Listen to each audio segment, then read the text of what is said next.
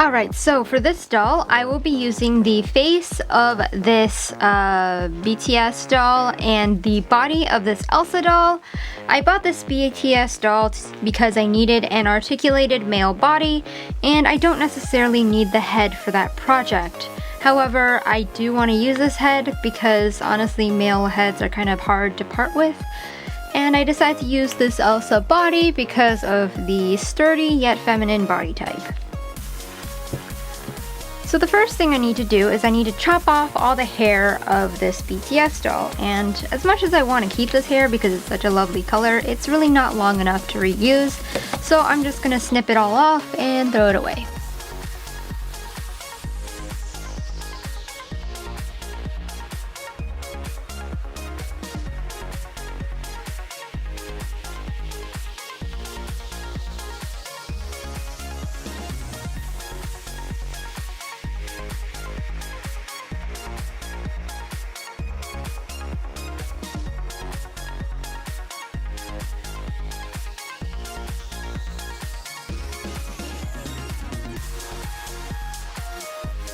The next step is going to be removing the heads from both of these dolls. I'm going to be dunking their heads under some very, very hot water to soften them and then pulling them off. And I'm going to do that off camera because it's quite a dangerous step to do.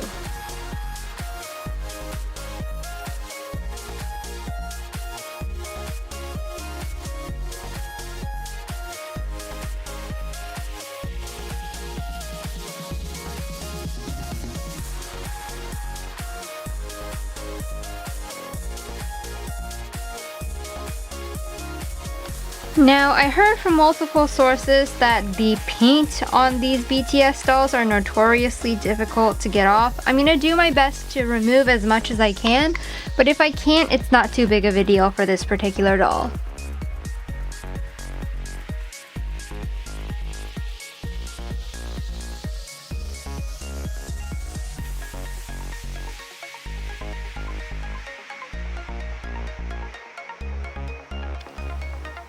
Alright, so this is the best that I could with removing the paint. I think it looks good. I think I was able to remove the face paint. The scalp paint wasn't as easy. This is as much as I could remove, but honestly, I'm gonna be rerouting this doll, so it'll be okay. I'm gonna just cover up this stained part using brown acrylic paint because I'll be rerouting using brown hair.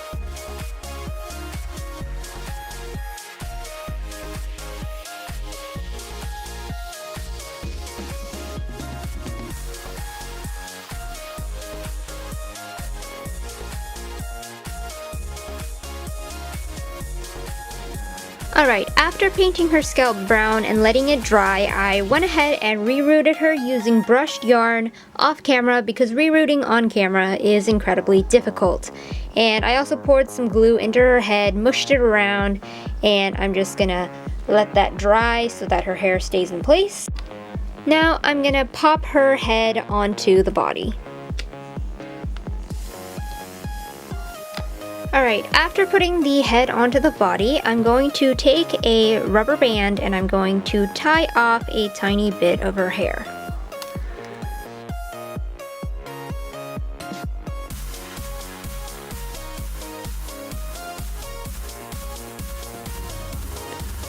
After tying everything up, I'm taking a piece of fabric. It's the same kind of fabric that I used for her outfit. I'm going to wrap it around the rubber band portion of her ponytail and I'm going to tie it up.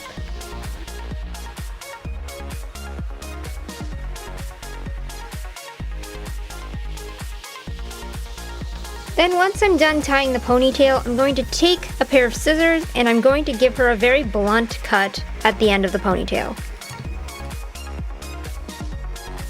And that's her hair. It's a bit floaty right now because yarn hair is very light, but I'm just going to sort of lay it down and kind of just force it to go down over time. Alright, now I am going to take the doll and the face is a bit messy right now, but I don't really care about that too much because I'm going to be putting on a layer of white gesso to look like her kabuki makeup. Now, an interesting fact that I want to share about Kyoshi, you all may know that she is very Japanese inspired. Choosing a new brush here, you may know that she's very Japanese inspired, and that I myself am also Japanese. Now, I don't really talk about this too much, but I have shared this information on social media on several occasions. So I wanted to share some fun facts about her design, and also with this doll, I'm trying to make her a little bit more authentically Japanese because she is pretty generically Asian in the show, even with prominently Japanese features. Now, one of the things I wanted to highlight was her makeup, and a lot of people are assuming that she is either kabuki or geisha inspired, but I want to specifically say that I believe that her inspiration should be kabuki makeup. And the reason why I say this is because even to this day, especially in traditional times, kabuki is a very male-dominated world.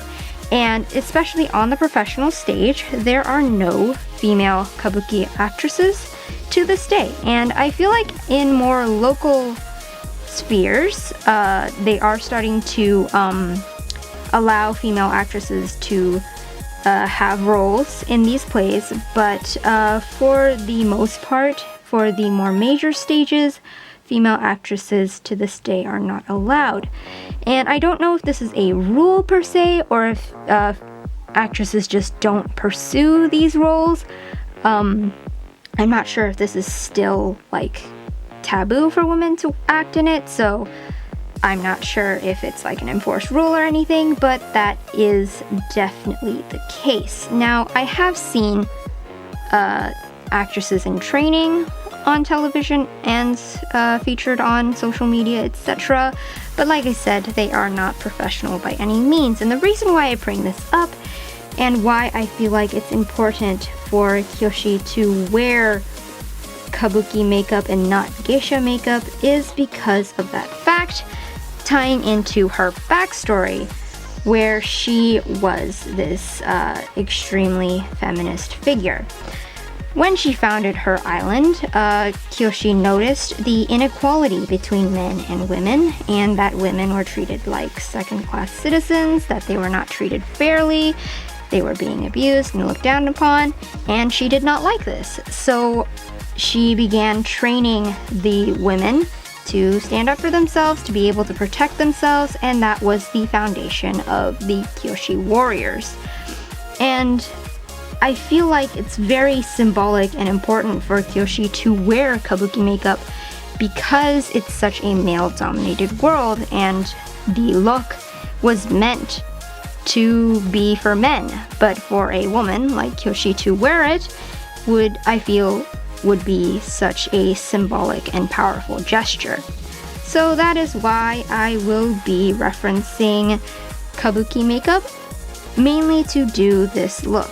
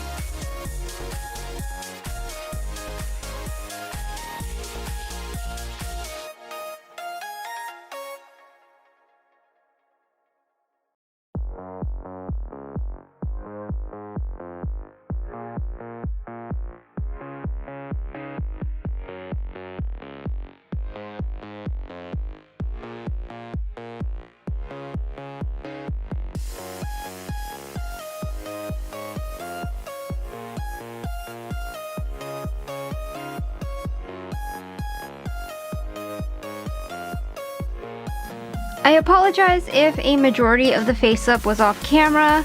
I think I've said this before, but very tiny details are very hard to paint while displaying on camera. But either way, the face-up is done and it looks something like this. I'm honestly very pleased with how it looks, and I think it's a very good fusion of the original cartoon character and traditional kabuki makeup.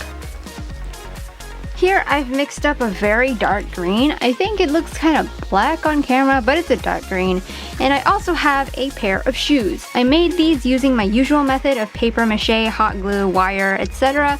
And I didn't really make them too detailed because with her final outfit, her shoes aren't going to be too visible. So I just covered them in gesso, and now I'm going to be covering them with this dark green paint.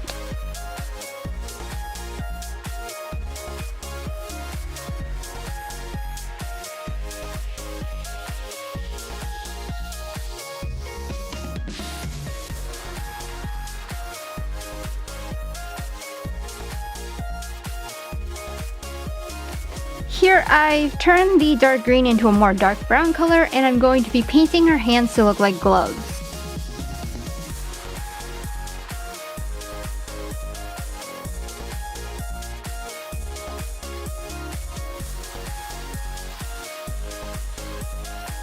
Once painted, this is what the boots look like. I eventually just painted them to be a brown to green gradient. I thought that added some extra dimension. I know I said the shoes will be covered, but I still wanted them to look interesting anyway. As for the rest of her outfit, I made some fans using just a very simple fold and some really fancy looking origami. And they are double-sided. I specifically picked these out because they were gold on one side and dark green on the other. I thought this would really suit her Earth Nation look. And for her actual physical outfit, I made this top out of a chirimen fabric. It's supposed to mimic a sort of martial arts gi type look. And for the bottom, I made a hakama.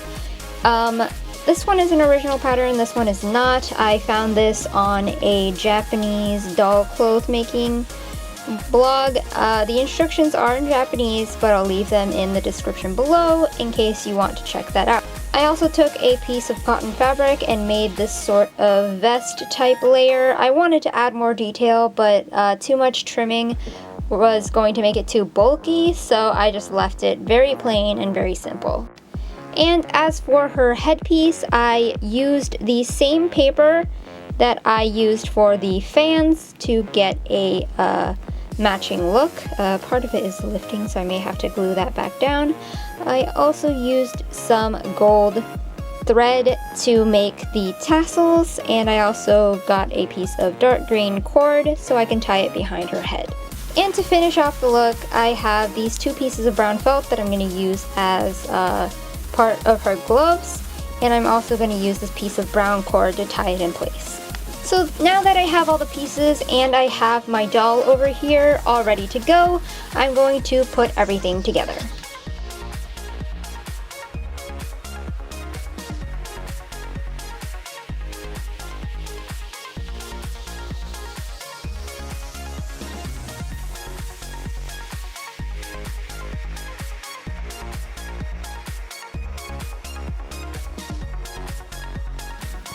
I tried on the pieces of felt that I cut out earlier. I measured them accidentally to her actual arm without the sleeve, and I forgot to account for the sleeve, and it made her arm a bit thicker, so I needed to cut out a larger piece. Also here, I did this earlier on camera, but I also used some rubber bands to tie her sleeves in place. I like to do this whenever there's gloves and stuff that go over the arms to keep the sleeves in place while I put on the glove.